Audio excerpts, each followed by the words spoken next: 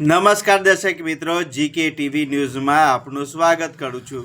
જોઈએ હવે સાબરકાંઠાના હિંમતનગરના મુખ્ય સમાચાર। હિંમતનગર શહેરમાં વિજયાદશમી નિમિત્તે શોભાયાત્રા દરમિયાન વિવિધ હિન્દુ સંગઠનો અને સ્થાનિકો શોભાયાત્રામાં જોડાયા હતા અને હાથમતી નદીના પટમાં રાવણ દહન યોજાયું હતું। આસો સુદ નવરાત્રિ પૂર્ણ થયા બાદ આજે વિજયાદશમી હોવાને નાતે હિંમતનગર ખાતે વર્ષોની પરંપરા મુજબ શોભાયાત્રા અને રાવણ દહનનો કાર્યક્રમ યોજાયો હતો। હિંમતનગર શહેરમાં વિવિધ હિન્દુ સંગઠનો દ્વારા 70થી વધુ ટેબલો સાથે છાપરિયા સ્થિત રામજી મંદિરથી શોભાયાત્રાને પ્રસ્થાન કરાવ્યું હતું। ત્યારબાદ આ શોભાયાત્રા શહેરના વિવિધ વિસ્તારોમાં ભ્રમણ કરી ટાવર ચોક આવી પહોંચી હતી, જો શોભાયાત્રામાં જોડાયેલા અખાડીઓને ખુલ્લા હથિયારો સાથે વિવિધ કરતબ રજૂ કર્યા હતા। ત્યારબાદ આ શોભાયાત્રા નવા બજાર થઈ પોલો ગ્રાઉન્ડ અને બાદમાં હાથમતી નદીના પટમાં પહોંચી હતી, જ્યાં રાવણના પુતળાનું દહન કરવામાં આવ્યું હતું। ચુસ્ત પોલીસ બંદોબસ્ત વચ્ચે શાંતિપૂર્ણ માહોલમાં શોભાયાત્રા પૂર્ણ થઈ હતી। નોંધનીય છે કે આ વર્ષે વિશ્વ હિન્દુ પરિષદની દુર્ગા વાહિની દ્વારા તલવાર રાસ મુખ્ય પ્રદર્શન હતું, જેમાં દીકરીઓને તલવાર રાસ યોજી લોકોને અચરજમાં મૂકી દીધા હતા અને રાવણ દહન દરમિયાન પણ દુર્ગા વાહિની દ્વારા તલવાર રાસ યોજાઈ હતી।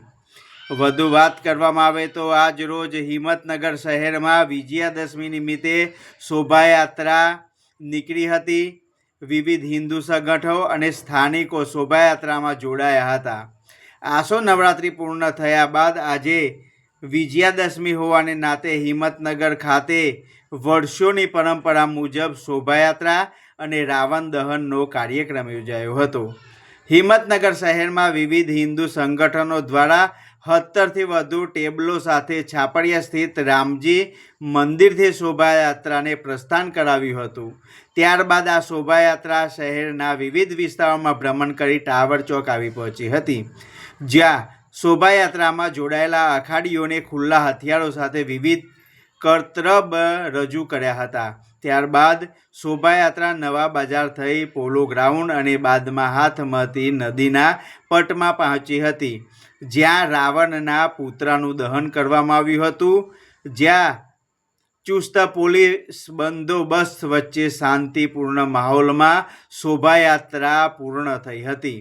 નોંધનીય છે કે આ વર્ષે વિશ્વ હિન્દુ પરિષદની દુર્ગા વાહિની દ્વારા તલવાર રાસ મુખ્ય પ્રદર્શન, જેમાં દીકરીઓને તલવાર રાસ યોજી લોકોને અચરજમાં મૂકી દીધા હતા। તલવાર રાસ યોજી લોકોને અચરજમાં મૂક્યા હતા અને રાવણ દહન દરમિયાન પણ દુર્ગા વાહિની દ્વારા તલવાર રાસ યોજવામાં આવી હતી। હિંમતનગર શહેરમાં વિજયાદશમી નિમિત્તે શોભાયાત્રા દરમિયાન વિવિધ હિન્દુ સંગઠનો અને સ્થાનિકો શોભાયાત્રામાં હાથમતી નદીના પટમાં રાવણ દહન યોજાયું હતું। આસો નવરાત્રિ પૂર્ણ થયા બાદ આજે વિજયાદશમી હોવાને નાતે હિંમતનગર ખાતે વર્ષોની પરંપરા મુજબ શોભાયાત્રા અને રાવણ દહનનો કાર્યક્રમ યોજાયો હતો। ભવ્ય વિજયાદશમી શોભાયાત્રા નીકળી છે।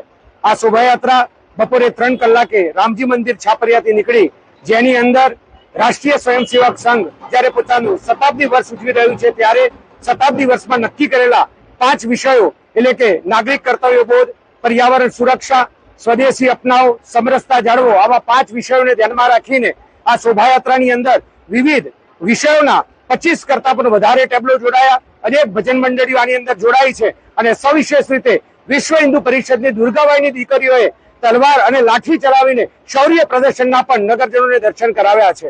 આપણી વિજયાદશમી આપણને સંદેશ આપે છે કે અધર્મ ઉપર હંમેશા ધર્મનો વિજય થાય છે, અસત્ય ઉપર હંમેશા સત્યનો વિજય થાય છે। એટલે ભગવાન શ્રી રામ ઉપર શ્રદ્ધા રાખી જીવનની અંદર આપણામાં પણ રહેલા જે કંઈ પણ અવગુણો છે એને દૂર કરીએ અને ભગવાન એ જે માર્ગ દર્શાવ્યો છે એ માર્ગ ઉપર સતત આપણે સૌ ચાલતા રહીએ, એ જ ભગવાનના ચરણોમાં આપણે આજના દિવસે, આ શુભ દિવસે પ્રાર્થના કરીએ છીએ। આની અંદર હિંમતનગર અને આસપાસના ગામોમાંથી જોડાયેલા તમામે તમામ હિન્દુ સંગઠનો અને સંઘ તથા વિવિધ ક્ષેત્રોનો અત્યારે વિજયાદશમી ઉત્સવ મહોત્સવ સમિતિ તરફથી હું હિતેશ પટેલ ખૂબ ખૂબ તમામ લોકોનો આભાર વ્યક્ત કરું છું અને ઈશ્વર સર્વને સુખી સંપન્ન રાખે એવી ભગવાન શ્રી રામના ચરણોમાં પ્રાર્થના કરું છું. જય શ્રી રામ.